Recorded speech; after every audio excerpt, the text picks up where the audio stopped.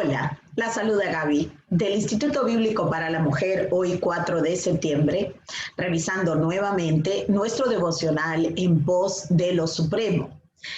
El título es suyo y la cita la encontramos en Juan capítulo 17, versículo 6, donde Jesús dice lo siguiente: tuyos eran y me los diste. Oremos. Padre amado, te damos gracias por este devocional que tú pusiste en manos de nuestro hermano Oswald Chambers. Gracias que hasta ahora, después de tanto tiempo, aún continúa siendo una bendición para aquellos que queremos caminar como tus discípulos. Ayúdanos, Señor, con este mismo fin, te lo rogamos en el nombre de Jesucristo. Amén y amén.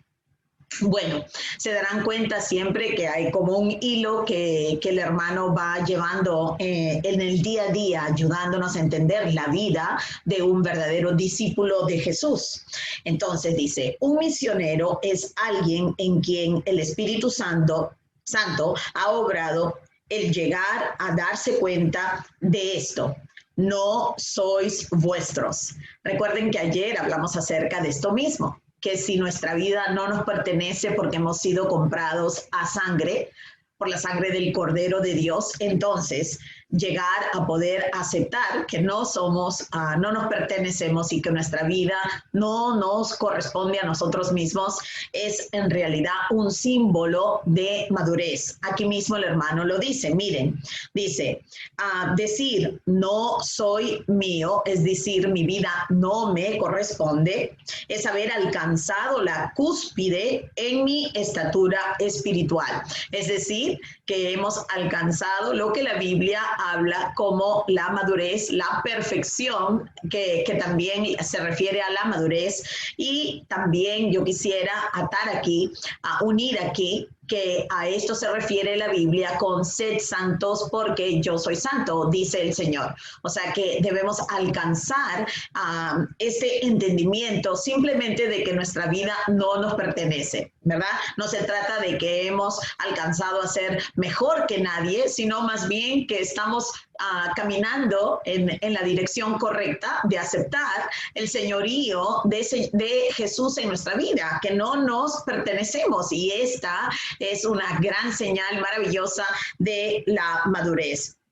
Continúa, dice, la verdadera naturaleza de la vida espiritual en mitad de la confusión cotidiana, o sea, en el día a día, dice, se manifiesta o se revela por la deliberada entrega de mí mismo en elección soberana a otra persona, y a esta persona es Jesucristo. Entonces, en pocas palabras, nosotros podemos entender que estamos donde deberíamos estar cuando nosotros ya nuestra voluntad ha cedido al Señor y entendemos que no es que caminamos en una nueva religión, es decir, el cristianismo, sino que literalmente hemos entregado nuestra voluntad en manos de Jesús, quien es completamente digno de toda confianza. Entonces, esto obviamente se va dando poquito a poco, pero todo tiene que empezar con un nuevo nacimiento, como lo vemos en el capítulo 3 del Evangelio de Juan. Ahora, miren qué lindo ahora lo que dice aquí. Dice, el Espíritu Santo es quien me interpreta y explica la naturaleza de Jesús para hacerme uno con mi Señor, no para convertirme en un trofeo para su escaparate o para su vitrina. Esto mismo también hablamos ayer. Si hemos sido salvos por gracia mediante la fe, quiere decir que también hemos recibido el don del Espíritu Santo.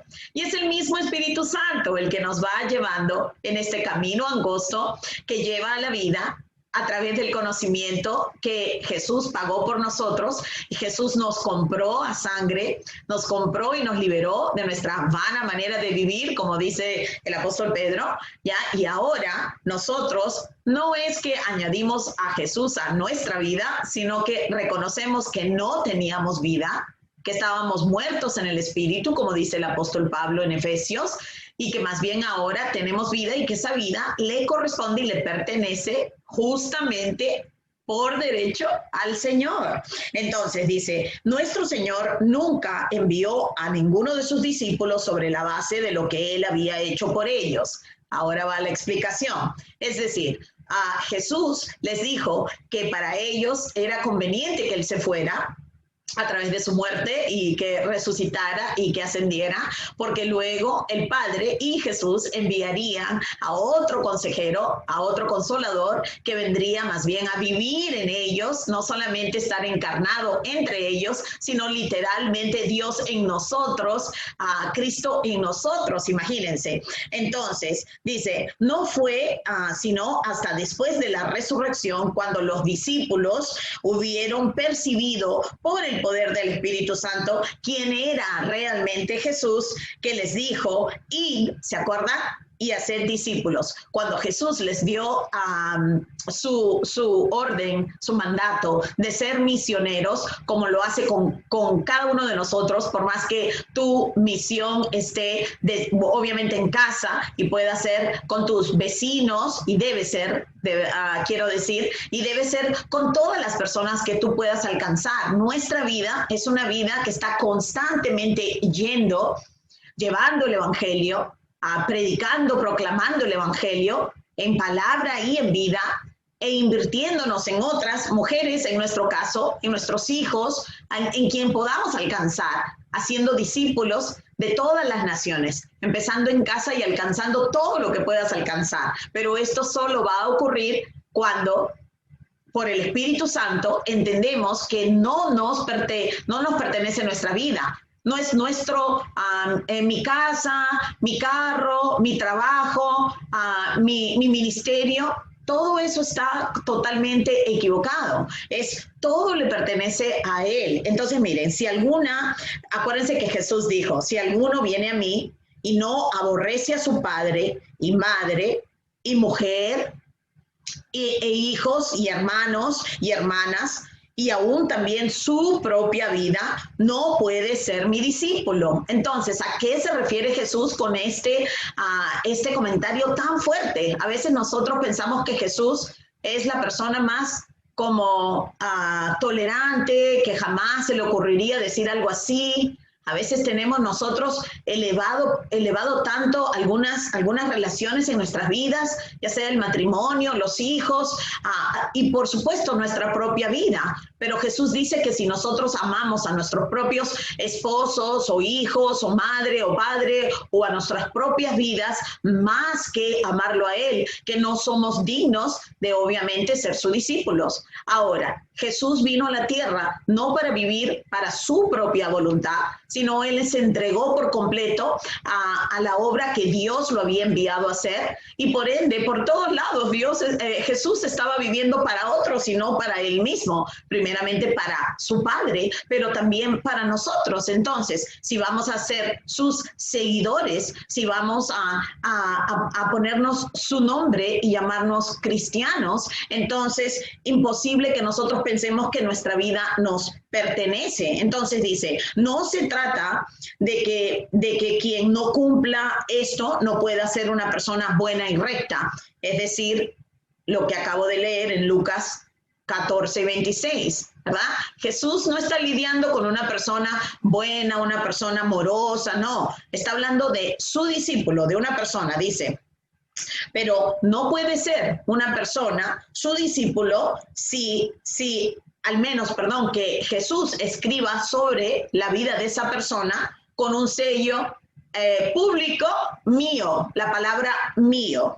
Cualquiera de las relaciones que el Señor cita en este versículo puede competir con nuestra relación con Él. Ahí está, ¿verdad?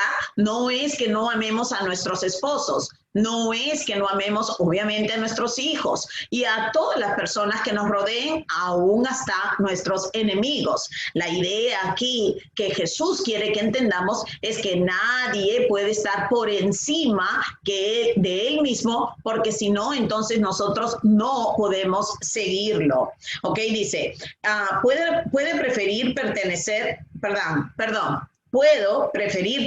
a mi madre o a mi mujer o a mí mismo Pero si es así, entonces Jesús dice, no puedes ser mi discípulo. Ahora, no debemos pensar que Jesús tiene otra categoría para el creyente, como que uno puede ser creyente o después puede ser discípulo. No, en ninguna parte de la Biblia hay una opción de solo ser creyente y no ser un discípulo. Jesús le dijo a sus apóstoles, a sus discípulos, que en la gran comisión es ir y hacer discípulos, no es ir y hacer seguidores de una denominación, no es ir y hacer seguidores de tu ministerio, no, es ir y hacer discípulos, no es ir y hacer personas que levanten la mano una vez y que nunca más me sigan.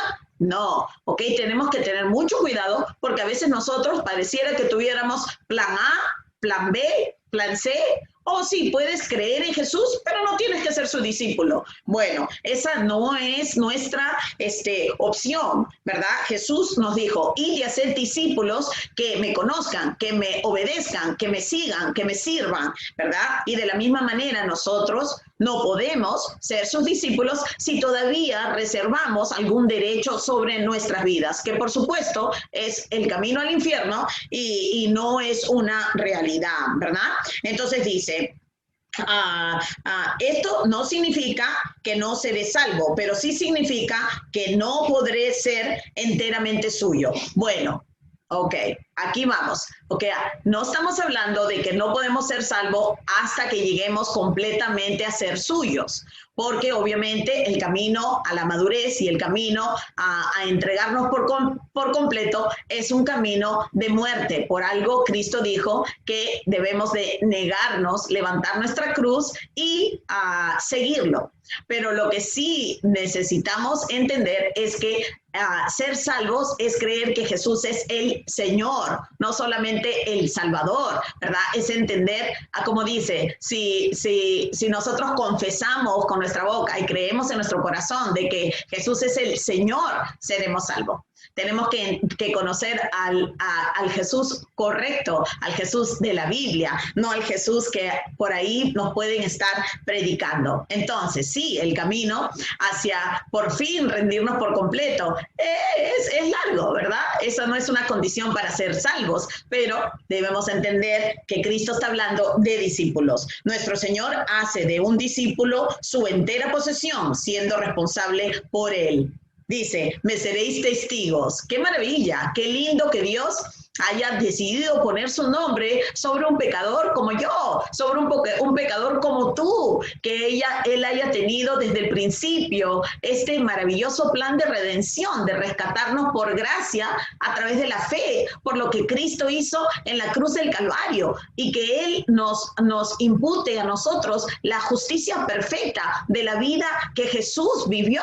Eso es increíble. Así que, bueno, sí, es increíble porque solo Dios puede darnos abrir nuestros ojos, como dice Juan capítulo 1, versículo 12 o 13, que nos da a entender que nosotros no es por voluntad propia, no es por nuestro propio, por fin llegamos al fin de nuestra persona, sino que ha sido simplemente por gracia, por don del Señor, que nosotros conocemos quién es Jesús. Así que dice, nuestro Señor hace, bueno, el deseo que viene a un discípulo no es el de hacer algo por Jesús, sino ser un total deleite para Él. El secreto del misionero, y esto decía cualquier persona que tiene el Evangelio, debe ser un misionero, bueno, en una forma, ¿no? Hay misioneros que son enviados a lo lejos, maravilloso, pero nosotros deberíamos vivir en misión, quisiera decirlo. El secreto del misionero es poder llegar a decir con verdad, soy de Él, y Él está cumpliendo su obra y sus propósitos a través de mí. Entonces, el consejo de nuestro hermano, como siempre, tan maravilloso, y se los recomiendo tanto este librito En pos de lo supremo. El autor es Oswald Chambers. Ha sido un devocional que ha sido tan instrumental en mi vida, así que se los recomiendo. Y él termina diciendo a cada uno de nosotros, sé de Cristo, entrégate por completo. No pienses que puedes reservar algún derecho.